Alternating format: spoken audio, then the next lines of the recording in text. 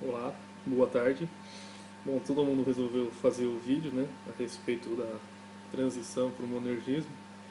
Eu já tinha feito um texto no meu blog, até divulguei no grupo, só que como eu vi que todo mundo se animou com a ideia do vídeo, eu vou falar um pouco também, colocando esse vídeo no YouTube, né.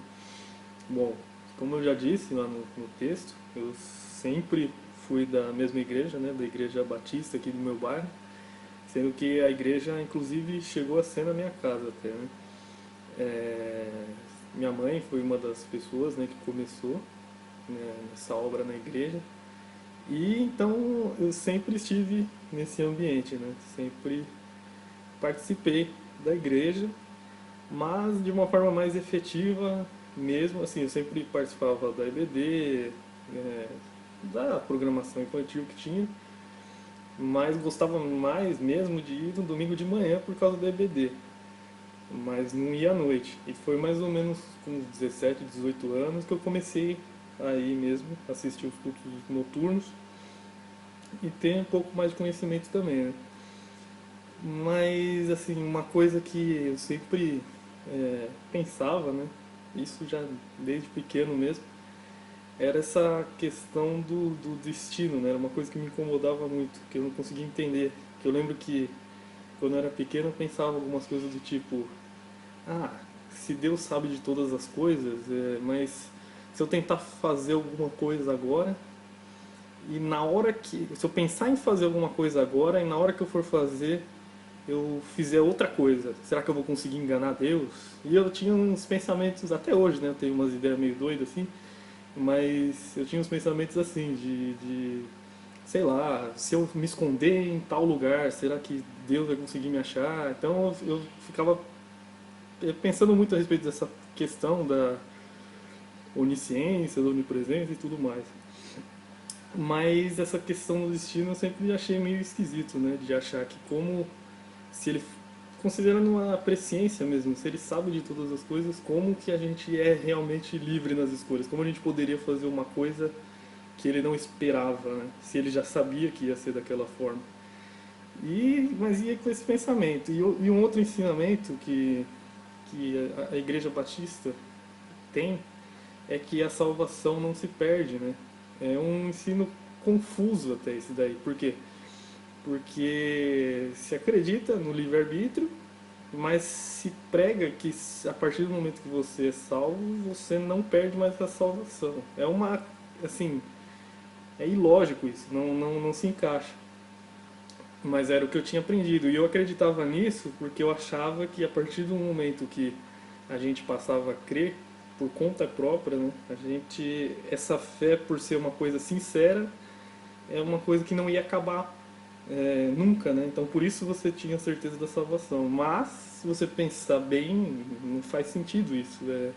Se depender de você, pode acabar em qualquer momento. Isso não faz sentido mesmo, né? Eu até questionei o pastor a respeito disso, mas não tinha respostas satisfatórias, né? Bom, aí o que aconteceu foi que, acho que em 2005, eu comecei a usar o Orkut, né? Conheci a famosa comunidade das perguntas cristãs complicadas. E lá, inicialmente eu só participava, é, só acompanhava os debates, não participava mesmo efetivamente, não escrevia quase nada. Só que depois eu comecei a me arriscar um pouco, né, respondendo sobre vários temas e tal. E, e assim, foi engraçado que. Não sei dizer qual foi a primeira vez que eu vi isso, mas foi curioso quando eu tive os primeiros contatos, né, com a ideia calvinista, né, sobre predestinação. E eu achei, assim, como todos os nossos amigos, né, que a gente discute diariamente, eu também trouxe muitas dúvidas, muitos questionamentos e principalmente ataques, né? Eu lembro muito bem que nos primeiros debates que eu fiz a respeito disso, quando era sinergista ainda, eu fazia as mesmas acusações que todo mundo faz, de se tá tudo determinado, você pode fazer o que você quiser, o ID não serve para nada, E é a mesma coisa que eu até citei naquele artigo que eu fiz sobre o que os calvinistas de primeira viagem devem saber, né?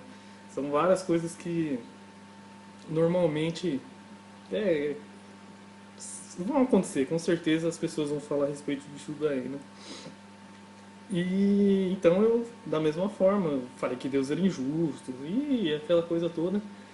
Só que o que eu achei legal, né? Assim, eu não queria citar muitos nomes porque com certeza eu vou acabar sendo injusto, né? Mas no começo eu lembro bem que o cara que mais me ajudou a entender a respeito disso foi o famoso Tiago Puglia, que era um cara que ele era bastante coerente, bíblico, né, com aquilo que ele falava, só que ele era meio, vamos dizer que genioso, assim, ele falava as coisas e de uma forma ríspida, assim, e as pessoas ficavam até meio bravas com ele por isso. Sei lá, às vezes lançavam uma pergunta lá, mas por que Deus fez isso, isso, isso, isso, isso, isso? Ele respondia simplesmente, porque Deus quis. É uma frase que ficou até famosa essa. Ele respondia os tópicos assim, simplesmente. E eu achava engraçado isso. E assim, no começo eu fui meio que contra ele, né? Sempre queria dar um jeito de explicar o que eu acreditava e dizer o que ele estava errado, só que desde sempre eu sempre acreditei na Bíblia, né, como palavra de Deus, então eu sempre coloquei ela acima de tudo, até das minhas próprias vontades, dos meus conceitos. Então, o que aconteceu foi que conforme ele e mais outras pessoas foram provando biblicamente aquilo, eu não tinha mais escapatória, né? Eu não tinha o que dizer. Como que eu ia ir contra a Bíblia, né? E aí, como ele, teve outras pessoas. Eu lembro que a Ana Luísa também, no começo, deu uma ajuda com isso daí, me indicou algumas coisas. Tem um cara que não está no Facebook, que no Orkut participava bastante, que era o Carlos Eduardo Spolaor, se não me engano, o sobrenome dele. Também me ajudou bastante, a gente se unia, né, depois, né, para responder o pessoal. E aí foi através da PCC que conheci o Eduardo, o Estevão, eu, depois o Cícero também, e foram várias pessoas, por isso que o pastor Jefferson também, outro que é sempre bastante claro, né, naquilo que ele fala, o Israel Alcântara também. E assim, tem um grupo muito grande, né, de pessoas que participaram dessa história, né, e assim, pessoalmente o que aconteceu foi que quando eu fui confrontado com essas ideias, por serem bíblicas e além disso, depois de estudar bastante, o que aconteceu? Eu resolvi entrar naquele site monergismo.com, então eu usava bastante tempo, né? O tempo livre que eu tinha, eu gastei lendo muita coisa lá que tinha naquele site, que tem, né, naquele site. Li muitos artigos sobre vários temas diferentes. E assim, para quem vira monergista, você começa a perceber que muitos textos na Bíblia que antes pareciam obscuros, que a gente até ou ignorava ou não percebia, passava batido, é como se houvesse uma luz ali sobre aqueles textos. A gente passa a entender algumas coisas.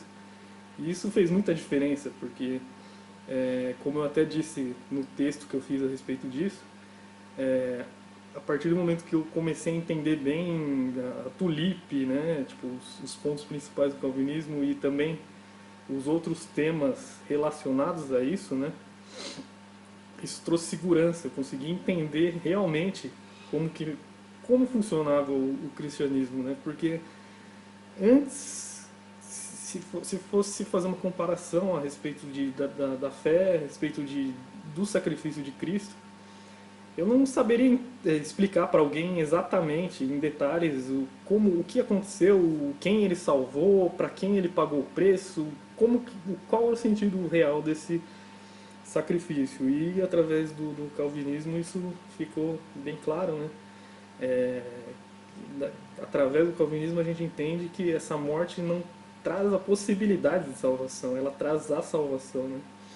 A gente entende que ele, como o pastor Cícero, né, até comentou outro dia, quando ele estava lá na cruz, ele disse, né, está consumado. Então não tem mais nada que a gente faça. O que tinha que ser feito, ele fez. A própria fé que nos justifica, é fruto, né? Resultado desse sacrifício.